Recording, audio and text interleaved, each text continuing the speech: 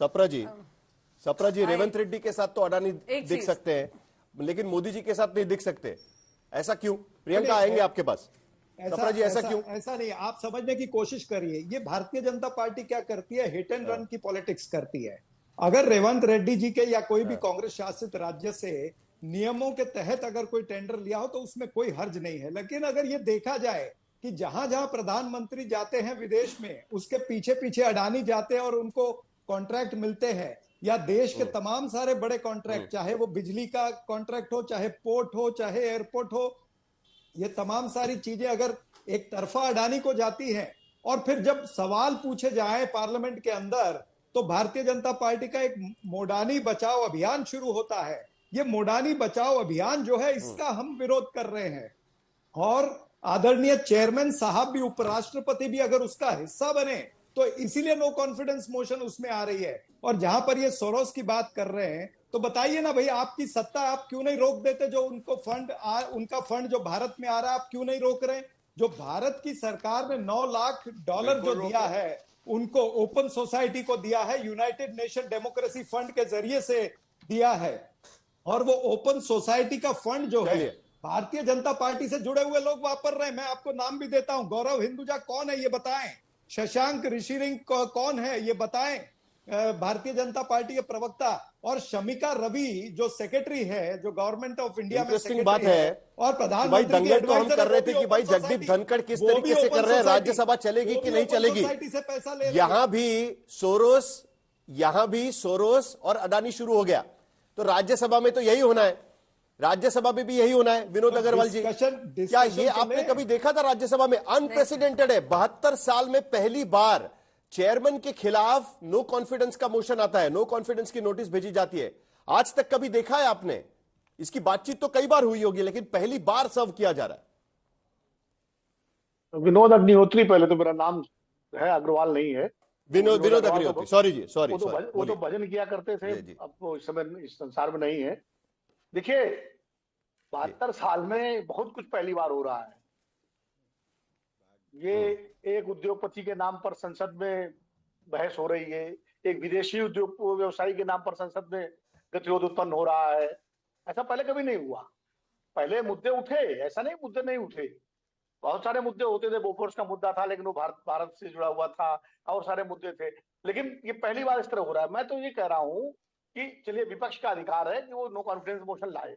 No confidence motion की व्यवस्था है इम्पीचमेंट की व्यवस्था संविधान के अंतर्गत। तो अगर विपक्ष ला रहा है तो ठीक है, नंबर उत्पन्न होंगे तो ठीक है, नहीं होंगे तो गिर जाएगा।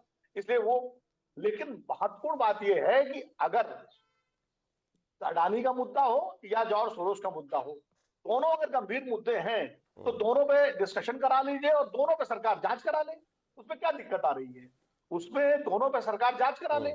सरकार आपकी है। अगर जॉर्ज सोरोस कुछ गड़बड़ कर रहे हैं भारत के स्थिरता को लेकर के, तो उनके खिलाफ कार्रवाई करिए, और अडानी जी के खिलाफ जो आरोप लगे हैं उनकी जांच करा लीजिए, क्योंकि पहली बार अमेरिका के किसी कोर्ट ने इंडिक्ट किया है। तो इसमें लेकिन हो ये रहा है कि दोनों पक्ष जो है एक दूसरे पर आरोप लगा करके और पार्लियामेंट को एक तरह से अटका रखा है। विपक्ष कह रहा है सत्ता पक्ष नहीं चलने दे रहा।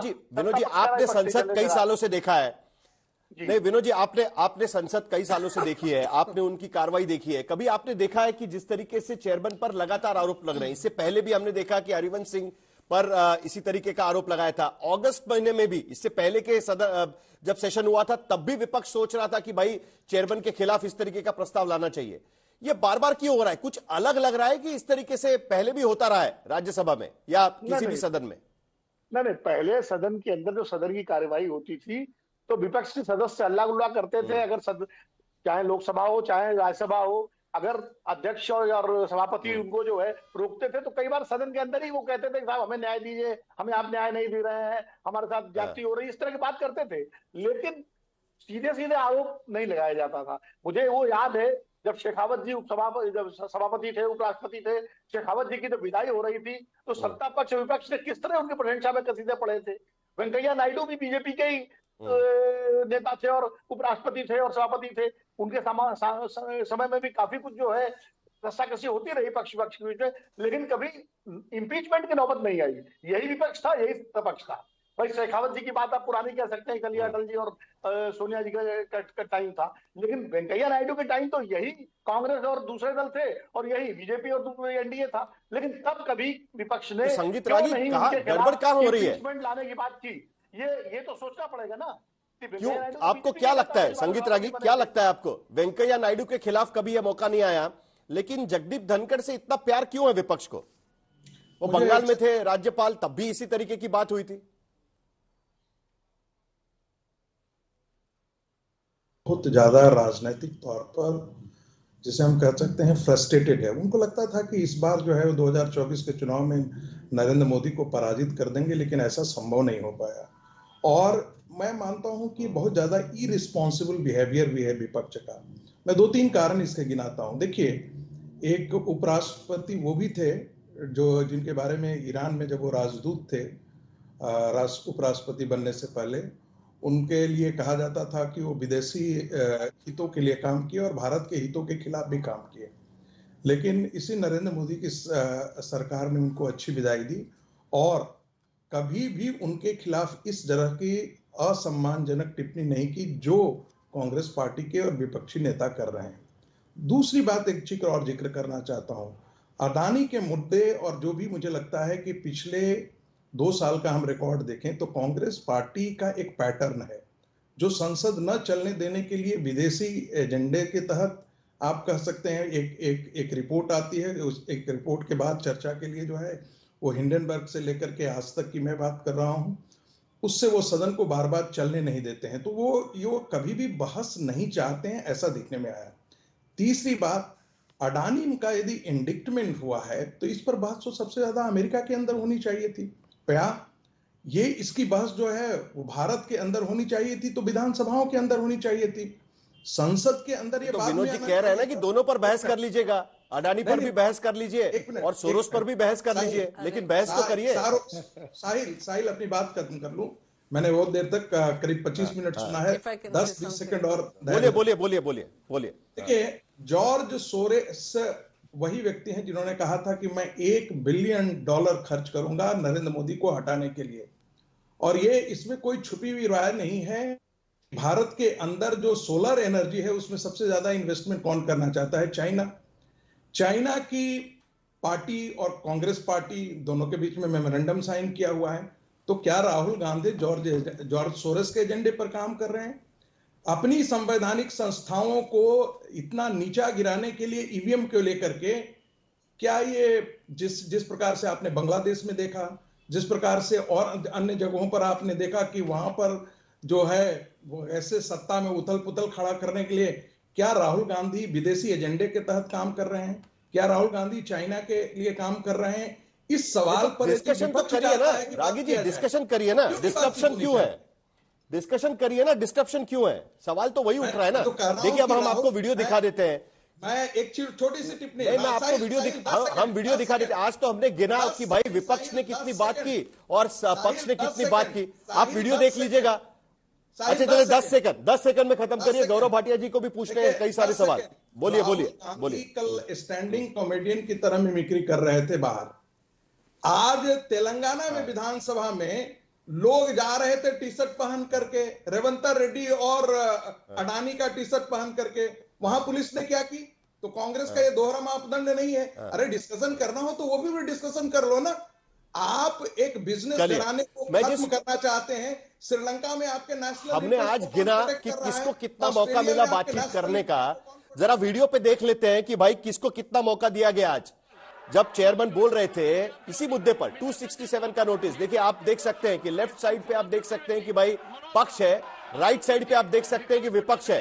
किसको कितनी बार मौका दिया गया इसी मुद्दों को लेकर, और सारे जो एडजमेंट मोशंस थे वो रिजेक्ट किए गए थे। ये सिर्फ 13 मिनट की कार्रवाई है, सिर्फ 13 मिनट की कार्रवाई। आज की कार्रवाई हम देख सकते हैं 13 मिनट की सिर्फ की कार्रवाई है, उसमें कम से कम 12 बार, कल की कार्रवाई है सॉरी, 12 बार पक्ष की तरफ से सवाल उठाए गए। मुद्दा वही था, आखिरकार वो रिजेक्ट किया गया। वो बोल रहे थे कि सोरस पर बातचीत होनी चाहिए। और राइट साइड पे आप देख सकते हैं कि विपक्ष है, 8 बार विपक्ष को मौका दिया गया। 2 लाइन में उनकी 13 मिनट की कार्रवाई में 12 बार पक्ष बात करता है, 8 बार विपक्ष बात करता है। तो अमित जमाई आपकी पार्टी, आपको क्या लगता है कि ये सही है? आपके जो लीडर है आपके पार्टी के, उनके हस्ताक्षर वहां पर क्यों नहीं है? ऐसा क्या है कि सिर्फ सांसदों के हस्ताक्षर है और आपके लीडर के हस्ताक्षर उस पर नहीं दिखाई देते हैं? देखिए, दो बातें हैं। सबसे पहली बात तो जब ये 15 दिन तो भारतीय जनता पार्टी ने पूरा सदन का जो समय है वो खराब कर दिया। अखिलेश जी जब पहले दिन आए, उन्होंने साफ साफ कहा था स्पीकर साहब से कि आपका जो कमिटमेंट है, जो डिटर्मिनेशन है, उसमें कोई कमी नहीं है, लेकिन जो आपका डिटर्मिनेशन और जो कमिटमेंट है वो हम लोगों के लिए नहीं, वो दूसरी तरफ के लोगों के लिए है। तो चाहे उपराष्ट्रपति जी हों, चाहे हमारे स्पीकर साहब हों, प्रियंका चतुर्वेदी जी संसद के अंदर है, ये बताएंगी या तो एलओपी साहब का माइक बंद होगा, प्रियंका जी अगर बोलना चाहेंगी तो 3 मिनट से पहले ही इनको बोलने नहीं दिया जाएगा, या अगर एनडीए का कोई बोलेगा तो 3 मिनट की जगह पे 6 मिनट भी बोल सकता है।